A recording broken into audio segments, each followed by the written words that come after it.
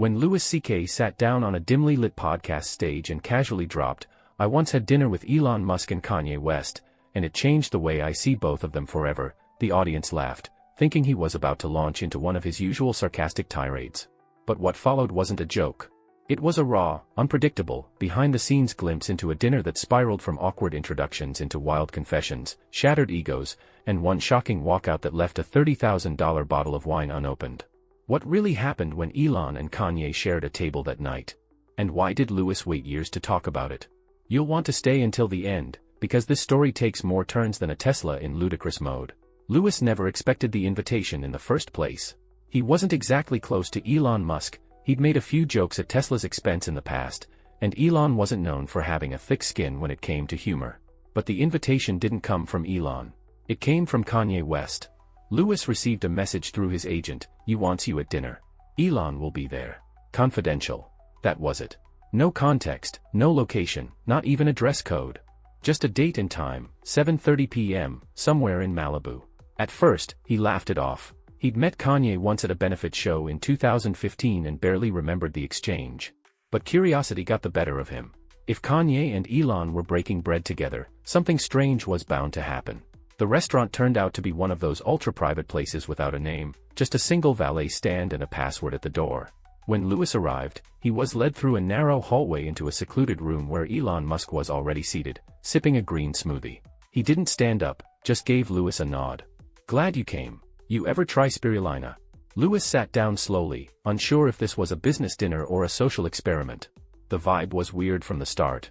Elon looked tired but focused, tapping at his phone between sips. Louis tried small talk about the traffic, but it landed flat. Then, 20 minutes late and wearing oversized sunglasses at night, Kanye West entered the room. The tension shifted instantly. Elon stood up this time, greeted Kanye with a complicated handshake that looked rehearsed, and then, surprisingly, Kanye pulled Louis into the mix. "You gotta hear this man talk," Kanye said, motioning to Louis.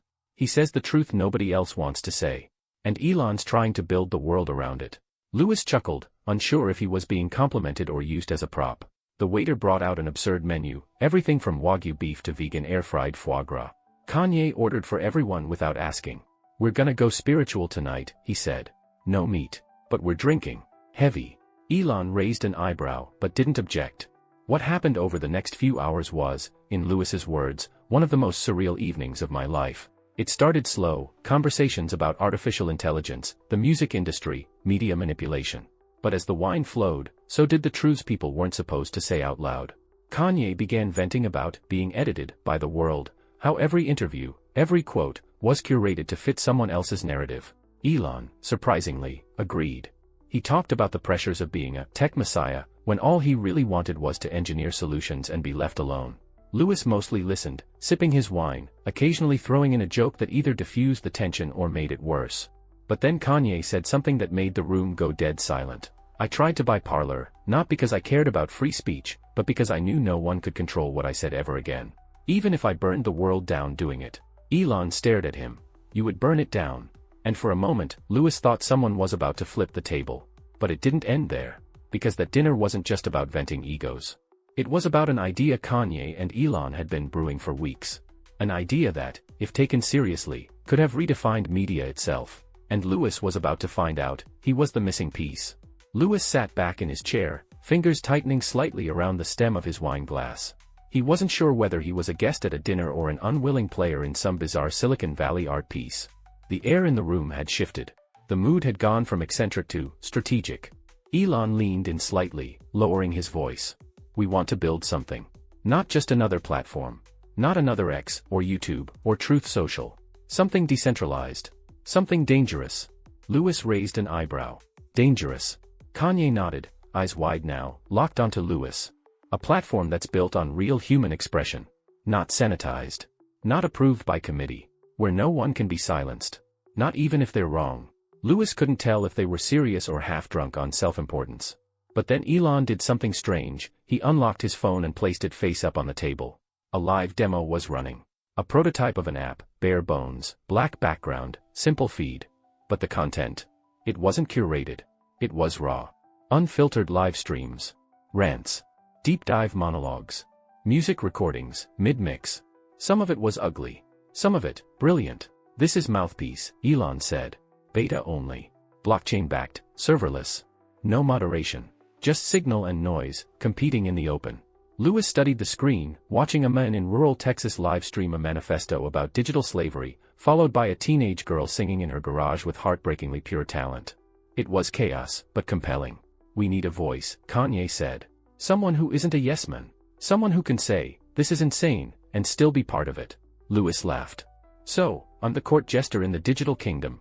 But Elon shook his head. You're the bridge. The one guy who can call bulls ***** and still have an audience that listens. That's when the second surprise hit. A door opened behind them, and a new figure stepped into the room. Dave Chappelle. Louis blinked, stunned. You're kidding me. Dave smiled, sat down casually next to him. Nah. I was down the street. Got the call. And suddenly it became clear, this wasn't a dinner. This was a recruitment. Musk and Kanye weren't pitching an idea. They were curating a rebellion. Dave and Louis were both skeptics, both cultural truth-tellers who knew how to toe the line between provocation and insight. And now, they were being asked to jump into something that could either become a revolutionary new platform, or the next internet disaster. We're not asking you to endorse it, Elon said, just try it. Shape it. Louis still wasn't sure if he was flattered or trapped. Dave asked the obvious question. And what happens when people start using it to promote actual hate? What happens when it gets ugly? Elon didn't flinch. Then it proves we're serious. That we're not in the censorship game. That truth doesn't need a filter. Louis stared at the prototype. Something about it felt real. And terrifying. But before he could respond, Kanye stood up, walked to the corner, and pulled out a wrapped box. Without a word, he placed it on the table. Inside. A custom Tesla phone, unreleased, unnamed. With Mouthpiece preloaded and a contact called Y3 protocol pinned to the top. Louis picked it up. The screen unlocked with Face ID. And there it was, his own profile, already created. Username, The Comic Unplugged. Followers, 0. Kanye grinned. You're already part of it.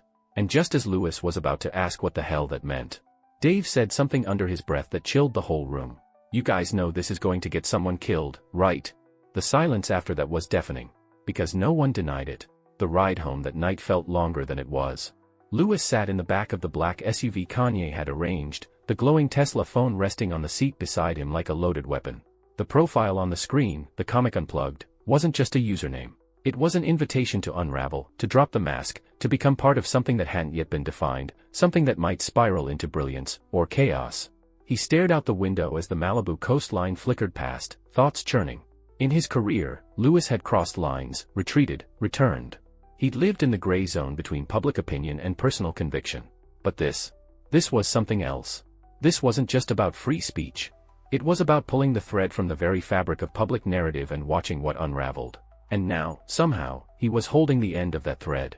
For days, Louis didn't touch the phone. He left it in a drawer, unopened, uncharged. It wasn't just hesitation, it was fear. Fear of being consumed, of becoming part of something he didn't understand. And yet, he kept thinking back to that dinner.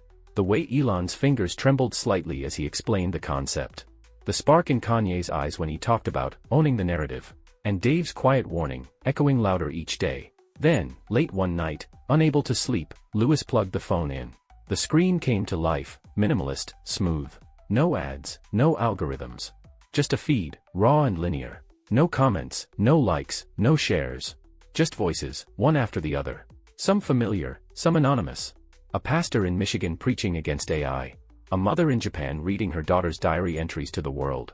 A former hedge fund analyst explaining how money was becoming a performance act. It was intoxicating. Louis didn't post anything. He just watched. 4 hours.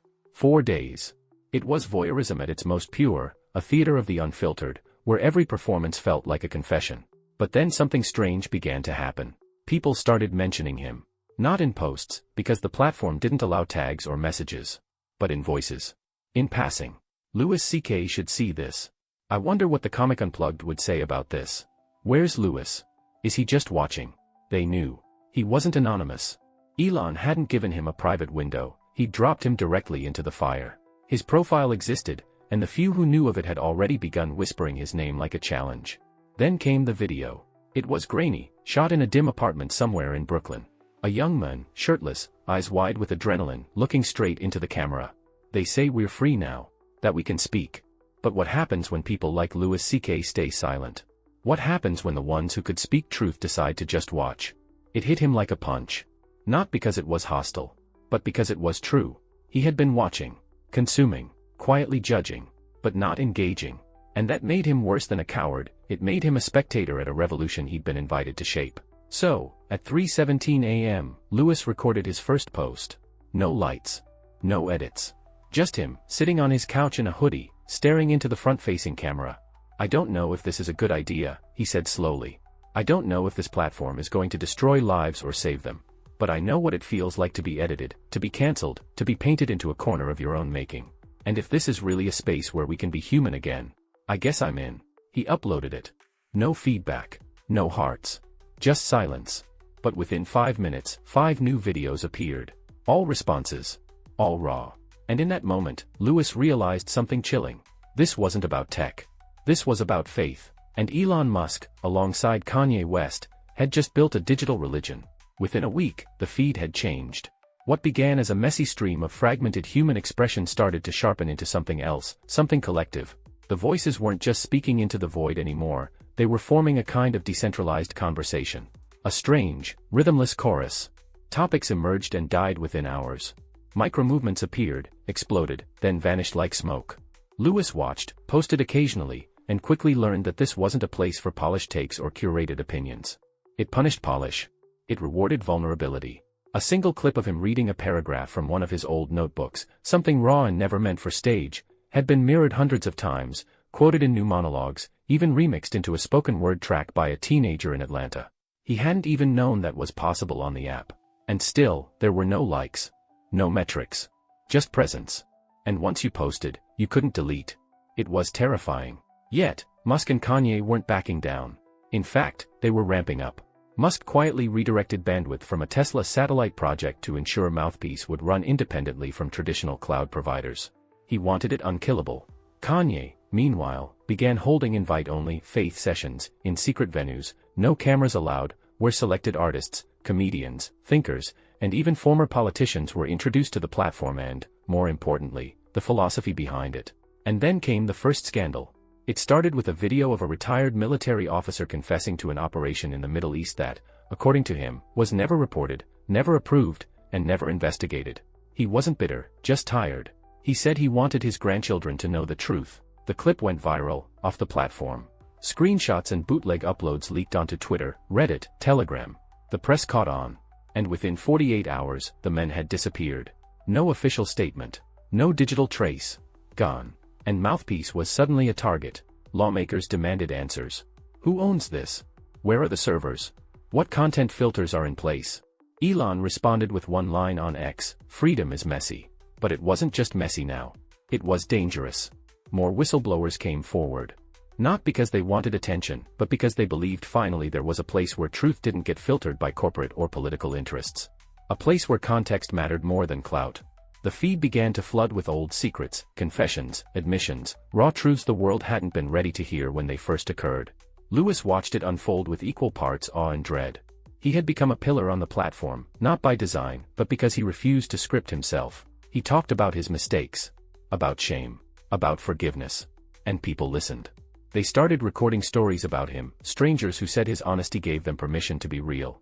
He didn't feel like a comic anymore. He felt like a priest in a church of broken mirrors. But there was a cost. The press began circling him again. Not for scandal this time, but for association. Is Louis C.K. behind this rogue app? Is he helping Musk and West build an unregulated internet? Is he dangerous?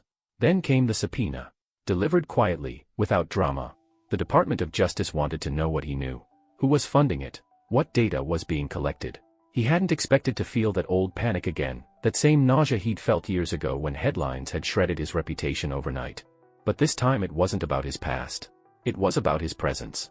That night, he received a message on the Tesla phone. Not a notification. Not a call. Just one silent, blinking line. You're not just a user anymore. You're a node. Louis didn't know what it meant. But he understood this, there was no getting out now. He wasn't watching the fire. He was in it.in the weeks that followed. Mouthpiece went from underground cult tool to global flashpoint. The media storm was relentless. News anchors scrambled to explain what it was, how it worked, and why governments couldn't shut it down. Every attempt to discredit it only fed the mystique. Every article written in opposition became a badge of honor to its growing user base. For a moment, it felt like the world was split in two, those who were inside the feed, and those who feared it. Louis could barely keep up. His days blurred between phone calls with lawyers and late-night recording sessions where he'd just talk into the Tesla phone for hours. Some recordings were coherent. Some were just tired, looping thoughts about shame, legacy, power. But the more he spoke, the more people seemed to listen. Not because he had answers, but because he wasn't pretending to. And then, without warning, Kanye disappeared. No post, no final message, just gone. Rumors spread, rehab, retreat, arrest. Musk said nothing. And Louis, he just waited. Until a private message came through one morning, hidden in the metadata of a file Elon had airdropped to a select few, a grainy, 7-second clip of Kanye, in what looked like an underground studio, whispering, "The ghost in the machine is awake. Protect the truth, even if I vanish." It was the last anyone heard from him. Elon, on the other hand, became more public. He posted cryptic charts, memes, and warnings that mainstream media had begun crafting an anti-Mouthpiece narrative with the help of three-letter agencies. He didn't name names, but everyone knew. The gloves were off. And then came the moment Louis would never forget. It wasn't a hack. It wasn't an outage. It was a shift. The feed changed. It went silent for 1 hour. No new uploads. No sound. Just a black screen with a blinking cursor. And then, one video. Louis himself, asleep. Recorded without his knowledge. His Tesla phone's front camera had captured him slumped on his couch, exhausted, unshaven, mouth slightly open. A timestamp in the corner read, 3:14 a.m. No message. No context. Just him. He froze. The video was spreading fast, not on the platform, but everywhere else. News sites called it an accidental leak, but Louis knew better. This was deliberate. It was a reminder. Mouthpiece sees everything. It wasn't about surveillance, it was about surrender. Once you entered the system, once you became part of the feed, your life became content. There were no takes, no personas. Just you. All the time. And the world was watching. The pressure broke something in him. Louis called Dave Chappelle. "I think I'm done," he said. "I think I made it worse." There was silence on the other end. Then Dave, quietly. "Maybe worse is what has to happen before it gets better." And that's when Louis made the decision. He posted one final video. No drama. No performance. Just a message. "We opened a door. We didn't know what was behind it. We thought truth was enough. Maybe it still is. But if you're watching this, just remember, freedom isn't clean. It doesn't come with an instruction manual. It's loud. It's uncomfortable. And it will make you question the people you love, the things you believe, and the person you are when no one's editing you. I don't know what happens next. But I'm still here." He ended the clip. No farewell. No deletion. The feed moved on. It always did. Mouthpiece kept growing, faster now, without figureheads, without names. Just voices. Millions of them. Some whispering. Some screaming. Louis stepped back. Not off the platform, but into the crowd. He became what he always feared most, just another voice. And in that, maybe, he found peace. Because Musk had been right about one thing all along. Truth doesn't need a filter. It just needs a place to survive.